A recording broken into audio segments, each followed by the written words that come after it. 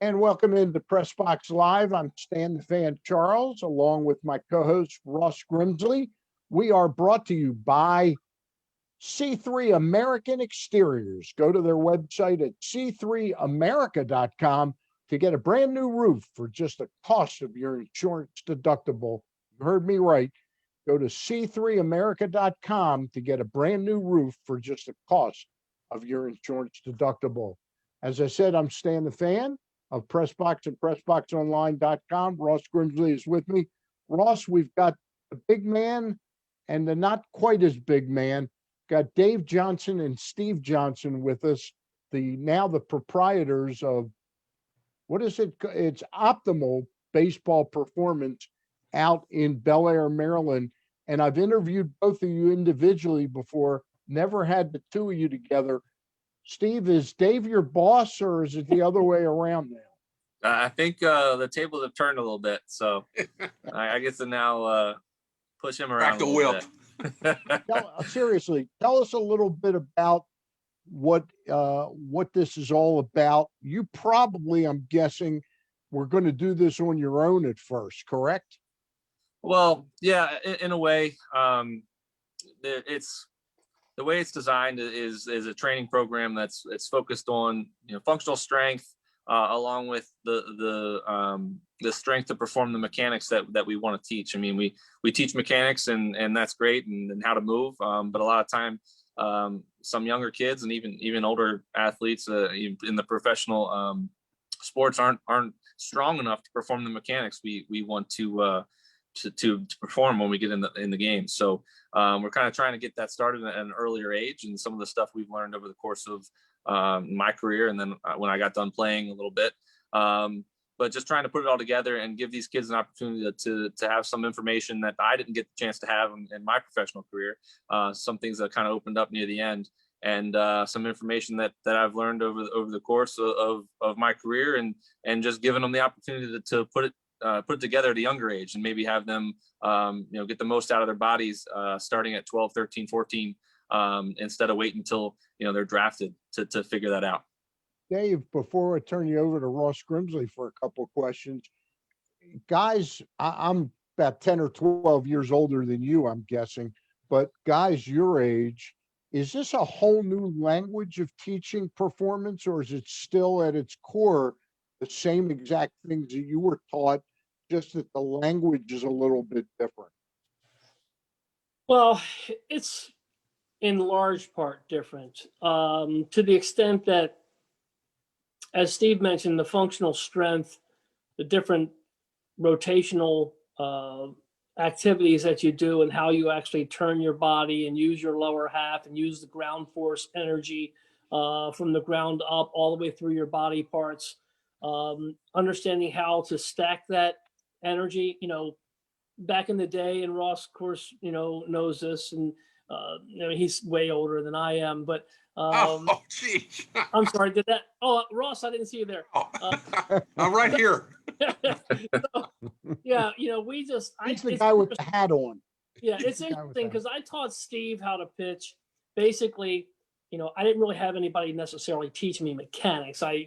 You watch different people throw on TV when you had a chance, very rarely when games were on TV when I was younger.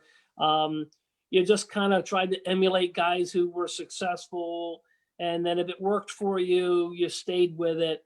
And that's what I did throughout my career. Not that I didn't have a pitching coach here and there along the way to say some different things, but I really didn't have anybody do anything other than, I had a guy, Jackie Brown, who was probably my pitching coach for a few years with the Pirates in AAA, my first 3 years there in AAA. And he really actually talked more about the mental side of the game. And yeah, he tinkered here and there with, helping me with a grip here and there if I was struggling. But realistically, it was like I was kind of a little bit of an unorthodox type pitcher, sinker, slider anyway. So I didn't really do things traditionally. But then I tried to teach Steve. I didn't want to teach Steve to pitch the way I did, because I threw across my body a lot. I kind of slung the ball a little bit more with a little lower arm angle. But that's what I needed to do to be successful. I needed to have a little funky there. I had to have more movement because I didn't have the, velocity. And so I tried to, mix it up a little bit like that. But when Steve was younger, I tried to get him a little bit more traditional, down, back, and around, get up on top a little bit more. stand tall and throw downhill, all the things we heard and taught. I heard it all through my professional career. And then so I taught that as, you know, when I was teaching the Hartford Sox, the 11, 12, 13, 14-year-old teams when Steve was playing, and I did individual lessons along the way at my house for years before I got into the broadcasting side of it. And I thought, well, you know, that's fine. And I had some kids come through. A lot of them played high school. Some went to college. Some have actually played professionally. And I thought that was the gig. But what we found out through a friend of mine, who ironically enough is also named Steve Johnson. He lives in Fairfax. I met him actually at Orioles fantasy camp back, I think, in the mid 90s. Like it was like 94, 95. I think I met this other Steve Johnson. And he's been working with Tom House and Dr. Greg Rose and, you know, out at Titleist Performance Institute out in Southern California. And they basically, with golf, is probably light years ahead of baseball. And they figured through 3D motion capture, the kinematic sequencing, and all this that golfers are doing. You know, there's a reason why golfers aren't hitting the ball 275 anymore. They're hitting it 330, 340, because they've figured this out. They're not guessing anymore. We actually hook guys up to a 3D motion capture, and we see things that we didn't see with the naked eye. We can actually see how they transfer energy from their lower half to their torso to their upper half and what the end result is. And we can see how they stack that energy and how it relates to their sequencing through the rest of their body, where before we had to kind of watch it and go, yeah, you know what? He looks pretty good. But we didn't know. Now, the guy had a pretty good arm and he threw 93 miles an hour. You're like, hey, look, he's sequencing everything. He's going great. But in the end, you really can't tell with the naked eye. You think you can and you can't, because through 3D motion capture, what we've seen already with Steve and I is that running the 35 or 40 guys that we had through it, and the first week or two, we run them through the 3D motion capture and see what it is and look at them. Many times we look at each other going, wow, we didn't see that. There might be somebody who looks picture perfect, and all of a sudden when you see on the 3D motion, they're actually not perfect. Sometimes they're out of sequence a little bit. Maybe their shoulder and elbow are coming through at the same time as opposed to one right before the other. And it happens so fast. They basically got it down to it's a science now. And then we used to talk about it maybe years ago where it was a science and they had statistics and all that. Now we actually look at the deliveries and we can actually tell what these guys are doing. And we are not guessing anymore. It's absolutely right on the graph. You can see it. Ross, go ahead. Yeah, you know, you look at I know over the last year, the Tommy John surgeries are exploding. I mean, they're from 1995 up to now. I mean, there's 29 last year. Some of your top pitchers are having it, and a lot of it. I mean, there's arguably a lot of different, you know, overuse, obviously delivery, and the fastballs now. Guys are throwing harder overall.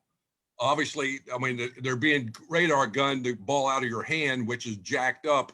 Right. It doesn't give you a real true, I don't think, what a pitcher's throwing, but according to a lot of studies, the ulnar nerve, the ligaments and stuff, that speed they're coming to now is starting to show signs of damage to that arm. It can't go much higher. Yeah, what are you guys doing? Are you, because I know people come to you and ask you, I want my son, get him more velocity. Yeah, well, we have a ballistic program that works with the weighted balls, but I'll be honest with you, Ross, we don't look at it like there are other places out there. They have places, and I don't want to mention names because I don't want anything to come out in a way, but there's other people that do things that are specifically trying to gain velocity through other techniques where we are just trying to maximize. Dr. Rose, who's out of TPI and who runs On Base University with my buddy Steve Johnson, not my son, they have certification processes that Steve went through. He's certified in On Base University and in the hitting and pitching side.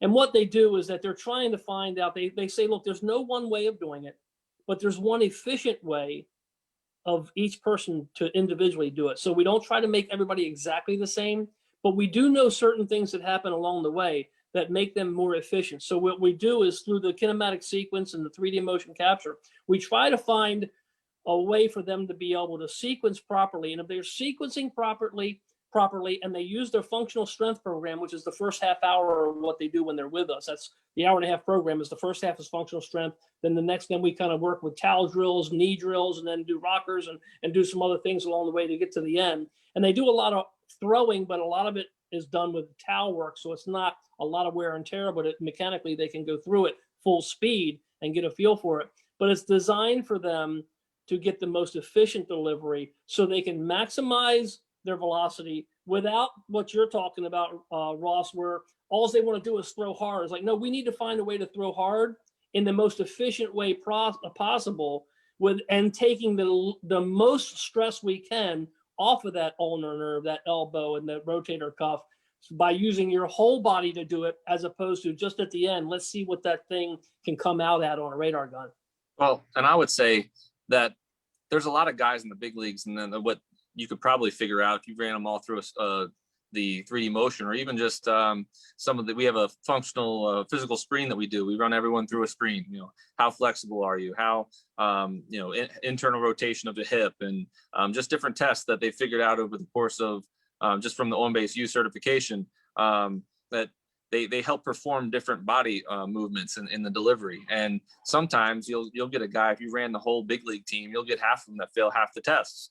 But they're like, oh, but they throw 95. It's like, well, yeah, well, they're good compensators. They're freak athletes. So you get guys like that are able to move their bodies in a way, but they're not strong enough to really kind of control that or move them in the right way.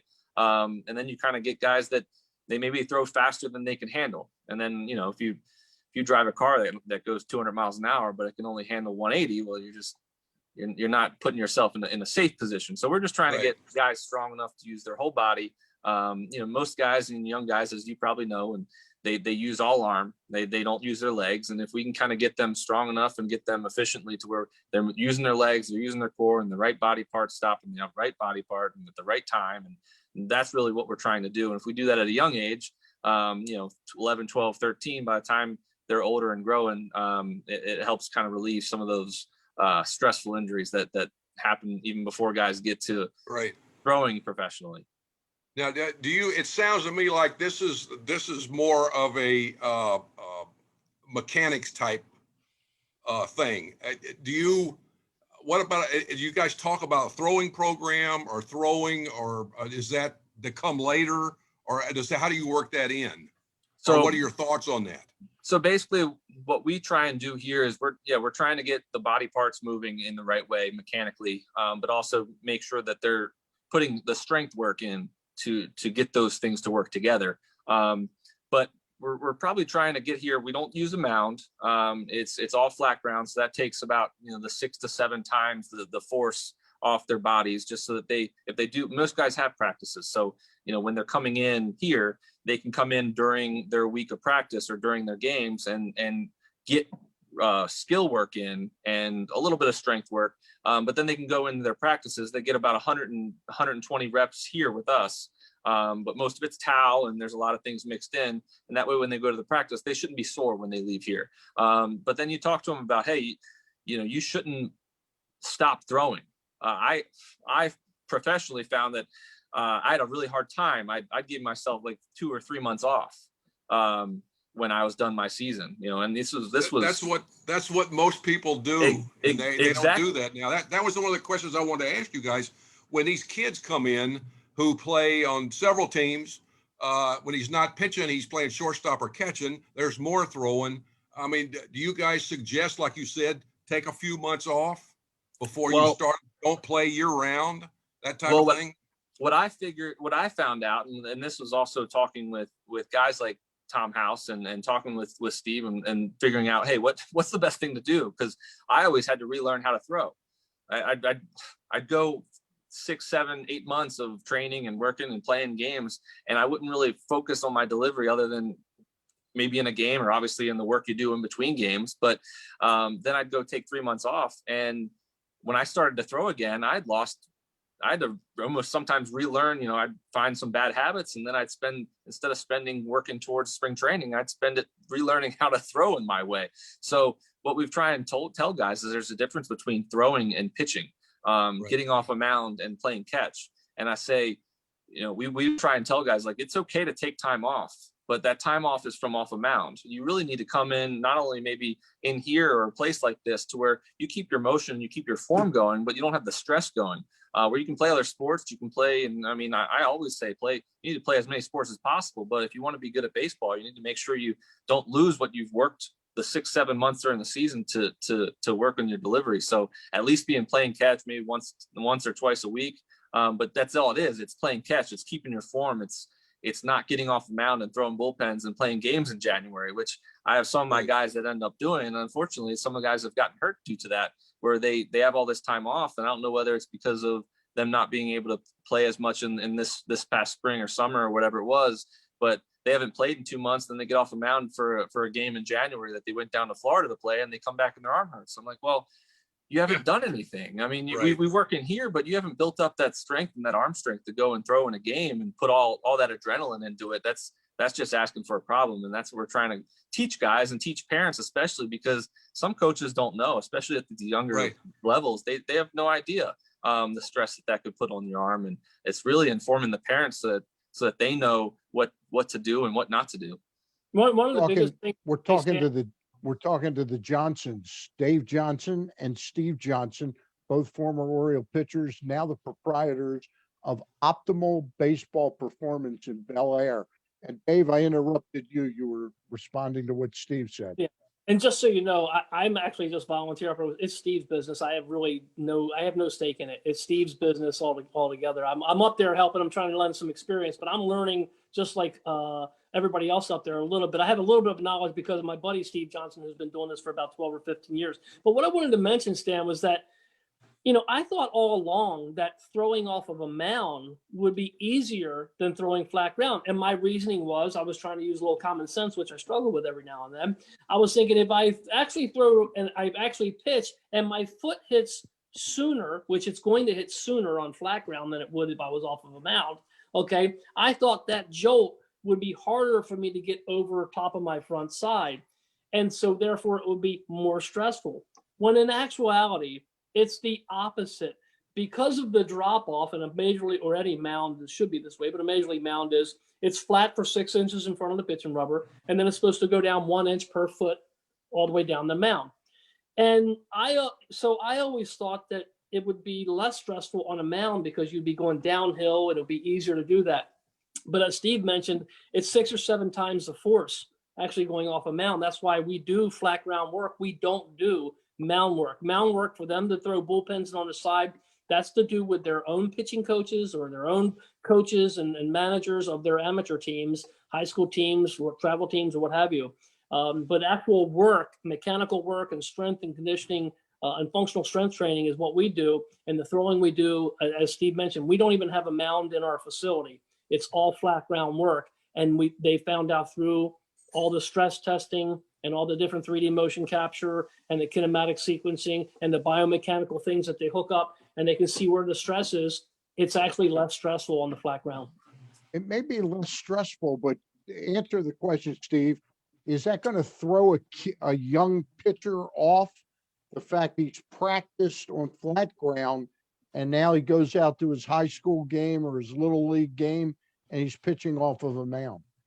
I would say that what I struggled with flat ground work was that you have to get your body in position to be able to say, I got to keep my weight back a little bit longer so that when my foot lands, I'm still in position to get over top of my front side. But it takes a little bit extra, but at the same time, if you're able to kind of do things and get out in front on flat ground and really keep your body in the right positioning, then once you get on that slope, you have a little bit extra time to have that happen, to be able to say, okay, I really had to kind of get out there and make sure I could get out there on my front side and get out in front and get extended on flat ground. And now all of a sudden I have in a game, it almost feels a little easier to be able to do that because you have more time. You do have to hold it a little bit more. You have to hold your front side closed a little bit longer. But overall, the more guys that are able to kind of keep that front side closed and end up getting out in front on flat ground, they end up feeling on a mound it should be a tad easier, which ends up being the case. And yes, the timing here and there is possible where they have to kind of work, okay, I have to kind of hold it a little longer. But other than that, it does make things a little easier for them. And again, Stan, this is not to replace those bullpen sessions in between their throwing. This is not a replacement of that. This is an addition to. This is an addition to. Is this sort of the, in your opinion, Steve, this is not just the Johnson way to do it. Is this now considered sort of the optimum way to teach pitching, optimal pitching performance? Is groundwork versus mound work? I believe that this is one of the ways. I wouldn't say that this is, there's a lot of different theories out there, but for the most part, there's things we've learned, and we're basically just trying to individualize things as well. I mean, some guys are different, and we have a broad program that we put everyone through as the functional strength work base that covers all the bases that from the limitations that we find from their first screen. But after a certain point, you have to start individualizing things to where, okay, this guy still has this issue while other people don't. Okay, well, this guy has to do this exercise compared to this guy. Or, hey, when you're working with whoever it is and they're having more trouble staying back than this guy's having more trouble getting extended. It's like, well, then you have to focus on different things. But I think, for a long time, and I know from my time in even the minors, and they try and find a cookie cutter approach sometimes, and you get a coordinator or so that everyone's doing the same thing. They just hope that 5 or 6 guys come out from it, instead of really individualizing. And they got better near the end of my career at trying to say, okay, this guy needs to work on this. But I understand there's a lot of guys in the minors and they try and do the best that they can. But I think sometimes guys get lost in the shuffle a little bit because one guy needed to work on one specific thing and they weren't maybe addressing that. And that's what we're trying to do it and started at a younger age to where, we can maybe get those things cleared up before they even get into high school. Now, is it different? Is it different? Say an 8-year-old kid comes in there and is he kind of starting out doing the same thing that an older guy would do? And then you kind of see what this guy needs to do and that guy needs to do? Or is it similar for everybody at the beginning? I would say it starts very similar. The broad program that we kind of put into the workout, it's actually funny. A lot of the younger kids can do it way better than the older kids. Even things like the balance work that they do. It's the first time is normally they're trying to work out figure out the process of how to do it. And a lot of the older guys they've done similar things, so they kind of get it a little bit more. But that doesn't mean over the course of 2 weeks they perform better. A lot of the guys, we have some guys on like a Bosu ball, which is like a little balance ball, and they're just doing simple squats with a weighted ball in between in their chest, and all they have to do is do a couple sets of squats. And the 8-year-old, 9-year-old, 10-year-olds, after a couple of weeks, I mean, they're just doing it no problem. And I still have guys who are 16, 17, their legs are shaking all over the place, falling all over the place. So it's actually interesting just because they've gone a little bit longer and they haven't really controlled their body the way they need to, and they didn't even know it. So it's actually interesting to see the older guys struggle with some things, and they have an 8-year-old right next to them just crushing them. Right. How embarrassing! It kind of lights a fire under them a little bit. Yeah, really, like, really. To work on. Do you have any professional guys, any professional players that have come in?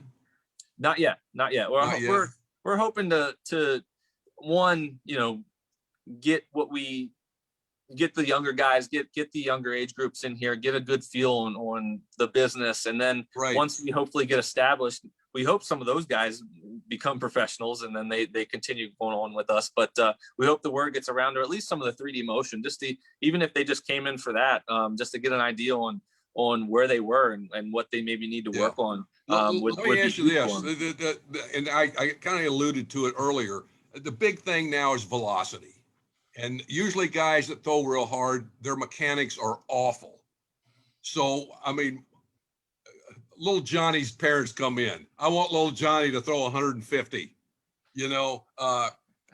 What do you do? What do you sit down and tell them? Because, I mean, the thing is, and I really think it's going to change eventually because so many guys are getting hurt because the mechanics are awful and everybody's throwing max effort. They're trying to breaking balls off that are, ungodly.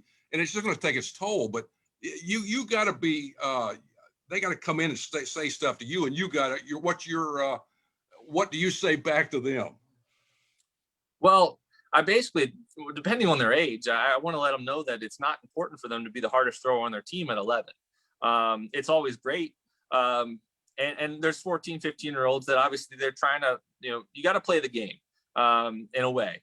The guys that are coming in and they're trying to make teams, they're getting radar guns. So you got to you got to give them the opportunity to say, hey, we're going to try to unlock the best we can, your mechanics and your body. But everyone was born to throw a certain miles per hour. Now, Correct. Not everyone gets to that potential. And that's what we're trying to unlock is just, hey, let's get our body working together. Let's get ourselves strong enough to be able to handle the velocity we want to throw. And then hopefully if we get our body working together, we're going to throw harder. If your legs are working for you and then your body's kind of flowing energy wise, you're going to throw harder. Are they receptive to that? Are the parents, I mean, the thing is, not the kid, are the parents receptive to that? I think when they kind of see it, we kind of explain the 3D motion part and you kind of show them sometimes how messed up their energy flow is through their body. They're kind of like, oh, he has to get that right before he, even thinks about, throwing harder. And the goal is for us to get them there. But they also have to do the work as well. And a lot of times what we notice is that, they come in, but there's a lot of homework they have to do when they go home. And a lot of guys, when you ask them next time, hey, you doing what you're supposed to do? And they're like, oh, I kind of did. Well, it's not, do you want to get better or not? That's kind of the one thing we're trying to instill, that work ethic. So that they can kind of go right into it once high school starts and really kind of already have that work ethic where hey, I need to put in the work if I want to kind of get to you where I want want to get better and you don't want to get hurt. Exactly. And that's the one thing where I try and tell most of the parents is saying, hey, you can't get any better and you can't make a team when you're hurt. And it does you no good in your career to try for that high velocity when your body doesn't really want to handle that yet. And then all of a sudden you're sitting on the bench for 2 years of high school and no colleges want you because you haven't been on the field. So we try and stress that first. And obviously everyone wants to throw hard, but we're trying to obviously do it in the right way. Now we're talking, Dave made a comment, about learning, and even when I got out of ball and started coaching, I started learning more about things I had no clue what were going on. So it's really something special to be able to pick up things when you get out. I'm talking to two ex-Major League Baseball pitchers who you guys know what your careers were like and you know what was missing.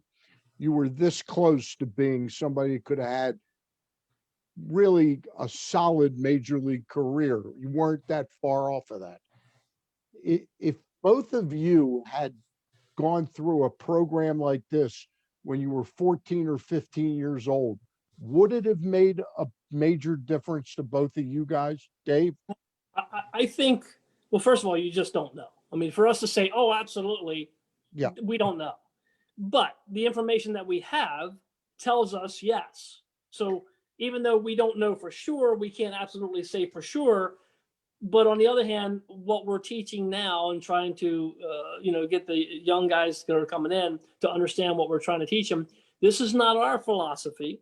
This is not something, I hit my head, with my golf club on my backswing once and said, wait a minute, I got this great idea. Let's do this. That's not it. Again, this is down to a science. This is something through years and years that golf has been doing for a long time. And then now with the help of the guy who's really, really, really good, who owns Titleist Performance Institute, who worked with the top golfers in the world, not just the ones in the United States, in the world. He worked with, Dr. Tom House, who was Nolan Ryan's pitching coach when he was with the Rangers, and Donnie Slott, who was a big league hitter for 12 to 15 years. And they've reached out to a lot of other people, along with orthopedic surgeons along the way, to understand exactly how the pitching motion and the hitting mechanics work, and understand what's more stressful than it needs to be, where you actually need to put stress in, and how do you put your body in a position to handle the stress. As Steve was talking about, it's one thing to throw hard. Ross talked about, there's no question, people, hey, I want little Johnny to throw harder. He needs to throw harder. He's not going to make the team. I get that. But if we teach you just to throw hard and we don't teach you how healthy in a way to when you throw hard, that, it's one thing to accelerate your arm forward, but if you don't have a strong decelerators in your shoulders and your arms to stop your arm, that's where you come up with the inflammation. That's where you come up with tendonitis and bursitis and all these different, inflammational type stress injuries. And then, it sets you back big time. And of course, you don't want those setbacks at the no time's a good time, but there are other times that are wrong times. So I think in the end, yeah, I think Steve and I both clearly we made it, and it wasn't like we got a start in September. I obviously had a modicum of success, Yeah. And I got hurt, and I just couldn't stay healthy after that, and I just couldn't keep it going. I had flashes of it. I came back, had some success, and I got hurt again. And then I got back in that groove, and I got hurt. Steve was the same way. He came up in 2012. And his last start in 2012, he slipped on the mound. Pedroia hit a ground ball or line drive back at him. He slipped on the mound. He hurt his knee. Then the next year in spring training, he was probably going to make the club as the 5th starter in spring training in 2013. And pitching against the Rays in spring training, he pulled an oblique. And next thing you know, it was one injury after another with him. And even though, his number, I look at Steve and go, wait a minute, he had to retire because nobody would sign him at 6-1. He was 6-1 in the big leagues. There's not too many guys that retire when they're 6-1. And his strikeouts per innings pitched were pretty good too. Off the charts. Yeah. Off the charts. Yeah. Less hits than pitched. It's crazy. I think what this would have done for me is something as simple as the physical screen that we put guys through, and we put everyone through it. I did the screen 2 years, or I was 2 years from the big leagues when I did the screen for the first time, and I failed half the tests. So my body was not working the way it should work. I wasn't unlocking my full potential in just how flexible, some rotation was in my hips, or different things with my ankles, just my ankle flexibility, and some of the things I had no idea that had anything to do with how I performed on the field, but those things led to things in my delivery, or had the chance to, that I made up for. I was a good compensator. But things that I maybe could have avoided injuries in other parts of my body, and great for a good reason. My arm actually stayed pretty healthy through my career. It was my oblique and my groin, and I ended up doing everything else though, like the lower half of my body, which I guess I put a lot of stress on. And I think that, you never know what's going to happen. You never know how a guy pitches. And they actually did a biomechanic thing on me in 2012. And then they tried to change me in the minors halfway through. And I was in the best groove of my life. I'm like, I'm sorry. I'm not changing right now. I'm not sweet. I'm the only guy on this roster in AAA on this rotation that's not on the 40-man roster. And I'm pitching it better than everybody. So I'm not changing anything. I'm sorry. But I was also 24. So if I would have known this a little earlier, maybe some of those things wouldn't have came up, and maybe my delivery would have looked a little better. But yeah, it's tough to kind of say that, and you never know how things are going to turn out. I was fortunate enough to play however long I did, and to perform the way I did. But yeah, there's part of me that looks on it and says, hey, if I would have maybe cleared up this or cleared up that, but it just wasn't available at the time. So there's things that we learn now, and then that's the way it is. So let me ask you one other question, and Ross, you'll get two more, and then we'll let it go tonight. But my question is for Steve Johnson. You're now what, 29 years old, 30 years old? 33. 33. Okay. God, you're getting old much faster than I thought. Are you now excited about the opportunity to get as good as you were at pitching, at being a guy that can help other people bring out the maximum of their ability?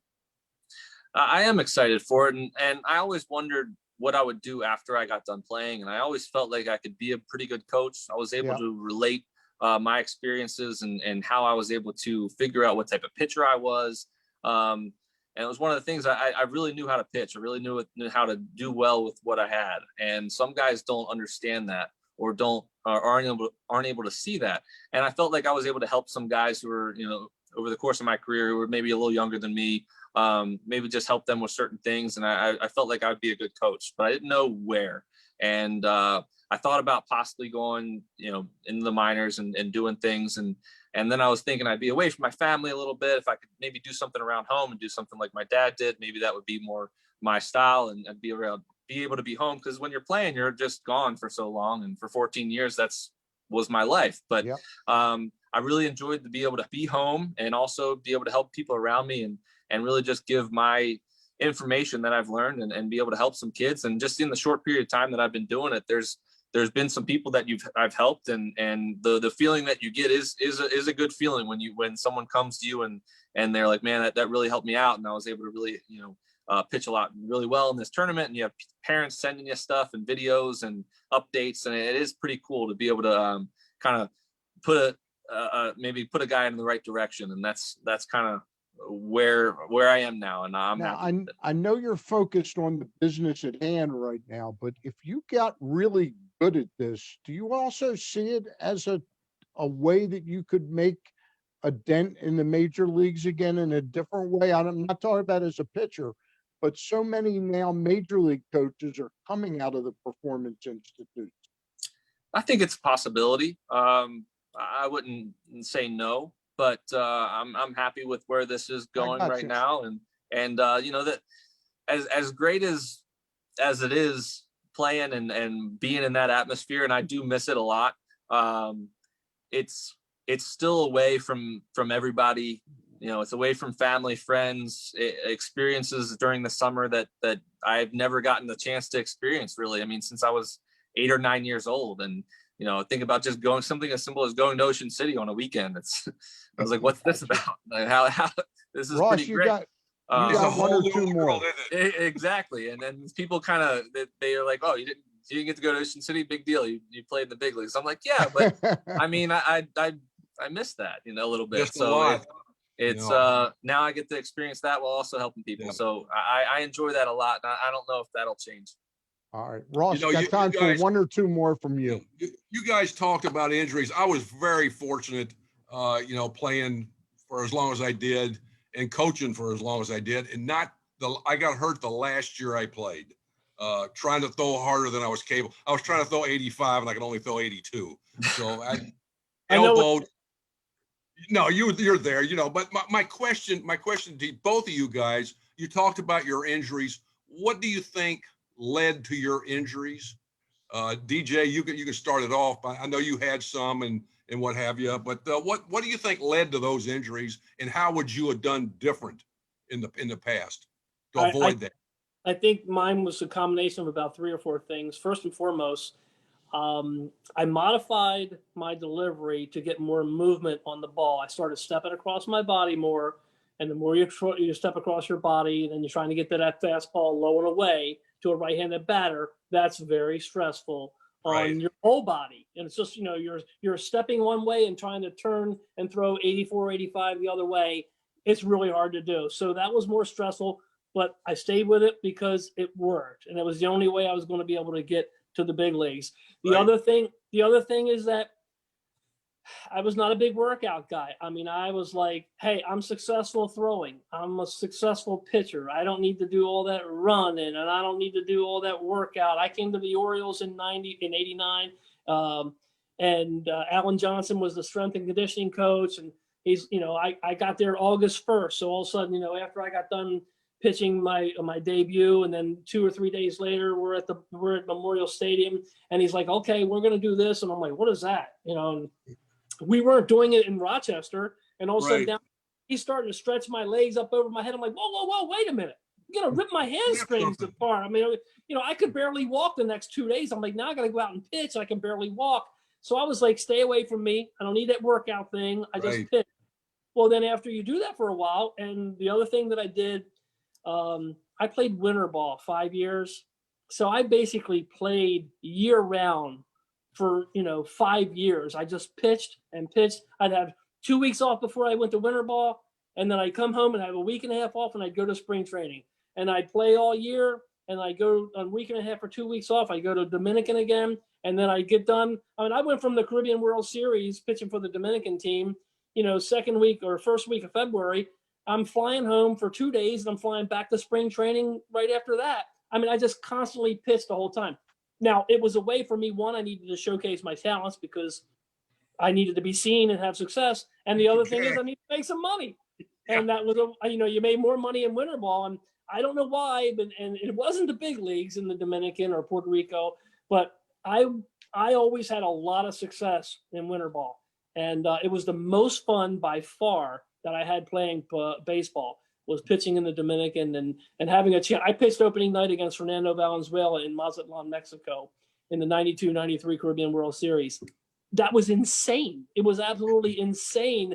It was just the most fun playing. So, basically playing year round. And the other thing is that, I talked about I wasn't a big workout guy. You know what? I didn't eat properly. I didn't realize I remember my wife's gym teacher in high school, Sue Kogut, and she gave me a book. I think the first year I was up with the Orioles, and it was a book, and the book was Eat to Win, and it was because she was a big nutritionalist and all this stuff. In the third inning, I'm cramping up walking off the mound, at 96 degrees in August in the Memorial Stadium, and I go in and have a half a Coke and a half a Snickers bar. It's not something you should have been doing, but I didn't know any different. And for even more importantly, I didn't care because I was having success, and that's the way I did it. So there was a long laundry list of things that I would do. Yeah. Steve, what about you? I would say I was a little fortunate in that I never had a major injury. And arm wise, I think I always did what I was supposed to do for my arm. I think what it came down to is, there was a little bit of the unknown of I was always a starter through my whole career. And a lot of the times where I got injured was a little bit of overuse from just maybe not knowing how to warm up properly as a reliever. And my 2012 season, I kind of went into the bullpen because they signed Jamie Moyer.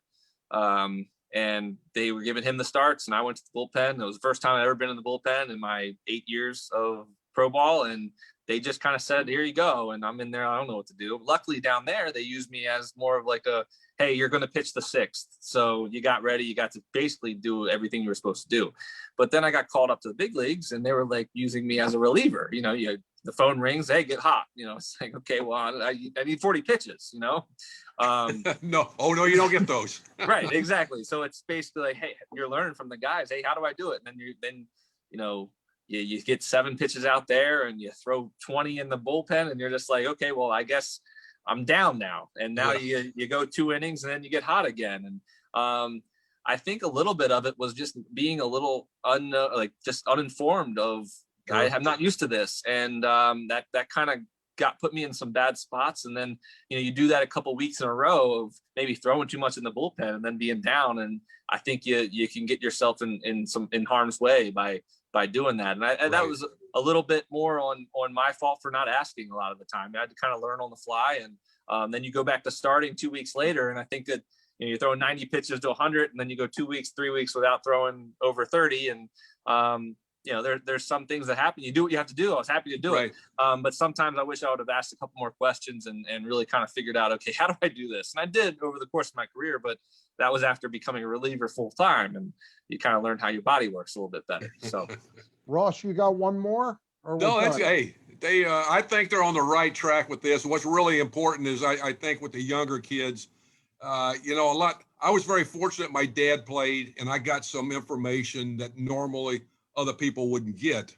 So I kind of had a step in the right direction. I think you guys are giving the younger kids, even some of the older guys, an idea of what they need to do, especially to avoid getting injured, and how important mechanical work is, and getting, like you said, strong in the right spots, in right places. I got one more quick question for both of you. You come from slightly different points of view at different ages. I could ask Ross this. The Orioles just signed Felix Hernandez to a minor league contract.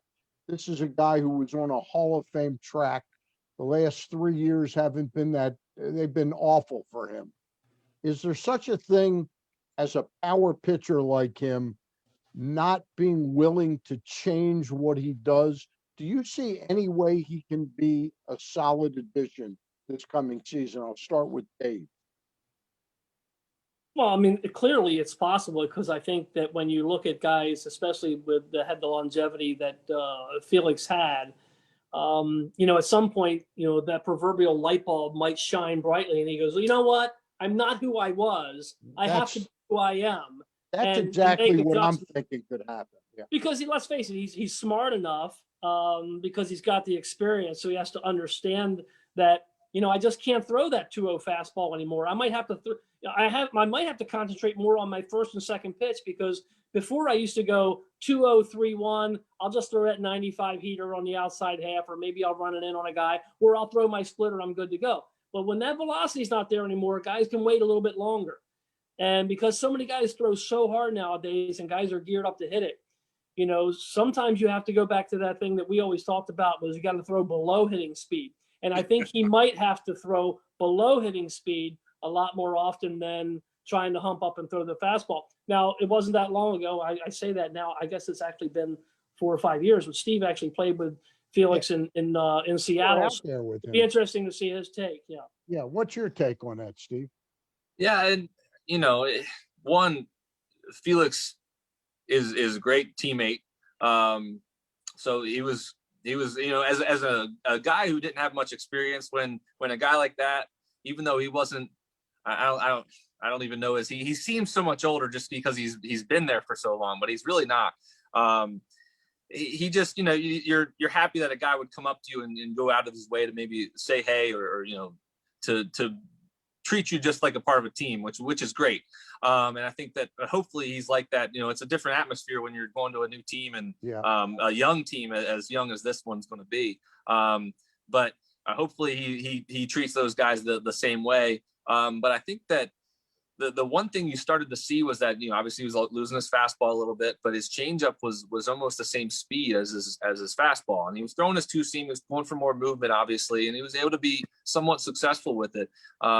But I think, like they were saying, if he was able to maybe move he had a lot of movement always. If he was able to get a little bit more off his changeup, maybe try and get that separation with that, and then also with his curveball, you always, you watch his curveball, his stuff's still really good. It's just this ballpark. Yeah, it's not going to be easy for him. But he has the talent to do it. It's just how much is going to be there consistently, and I think we'll probably see some good games from him. Yeah. It's just hopefully, we'll see how the consistency is from day to day. I mean, the teams that are in this division and with these ballparks is not fair to anyone pitching in it, let alone a guy that doesn't have his old stuff like he used to. And I'm sure he's put in the work. I don't think they would have signed him if he didn't have stuff that they liked. So I think that at the worst case, he'd give some guys a good opportunity to pick his brain. And there's a lot of young guys that are going to probably have some success just from his experience that he's able to bring. You guys have been very generous with your time. Again, the name of the place is Optimum Baseball Performance. How can people get in touch with you? You want to give an email address or a phone number? What do you want to do? Yeah, so optimalbaseball.com. It's optimalbaseball.com. Yeah, it sends it to a Facebook page right now. We're hoping to get a website up here soon, but that should give them any information for email or phone number that they can contact us with. When the weather warms up, we'll have you guys on again as people are getting more into it. Okay. All right. Thank you very much. Thanks, guys. Appreciate it. Steve Johnson, Ross Grimsley. We want to remind you that we've been brought to you, Pressbox Live has been brought to you by C3 American Exteriors. Go to their website at c3america.com to get a brand new roof for just the cost of your insurance deductible.